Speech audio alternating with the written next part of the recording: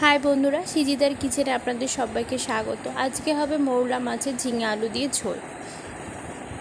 লাগবে মৌরলা মাছ, লাগবে ঝিঙে, আলু আর মশলার মধ্যে আদা লঙ্কা পেস্ট করে নিয়েছি। এরপর লাগবে কুচনো পেঁয়াজ। নুন হলুদ দিয়ে মাছটাকে ভালো করে ম্যারিনেট করে ভেজে নেব। তেলটা গরম হয়ে গেছে, মাছগুলোকে ভেজে নিচ্ছি।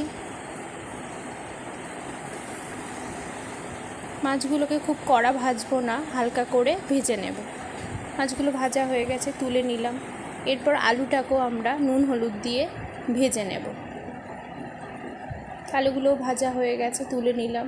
ঝিঙেটাকেও ভেজে নিচ্ছি। ভাজা হয়ে গেছে, তুলে নিলাম। মাছ আলু ঝিঙে সব ভেজে তুলে রাখলাম।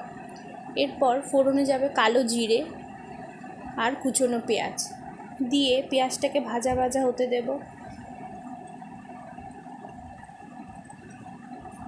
ভাজা ভাজা হয়ে গেলে আদা লঙ্কা যে পেস্ট করেছিলাম সেটা দিয়ে দিলাম। তার মধ্যে পরিমাণ মতন নুন, পরিমাণ মতন হলুদ গুঁড়ো, জিরের গুঁড়ো, স্বাদ মতন চিনি, পরিমাণ মতন লঙ্কা গুঁড়ো দিয়ে ভালো করে কষিয়ে নিতে হবে। কষিয়ে নিচ্ছি মশলাটাকে। মশলাটা ভালোভাবে কষে গেছে। এরপর আলু ঝিঙে মাছ সব একসাথে দিয়ে একটু কষিয়ে নেব। এই রান্নাটা খুবই সুস্বাদু হয়, আপনারা করে দেখতে পারেন। খুবই সিম্পল রেসিপি, কিন্তু খুবই টেস্টি হয়। তো মশলাটা ভালোভাবে কষিয়ে নিচ্ছি সব মাছ ঝিঙে আলুর সাথে। তো হয়ে গেছে ভালোভাবে কষানো।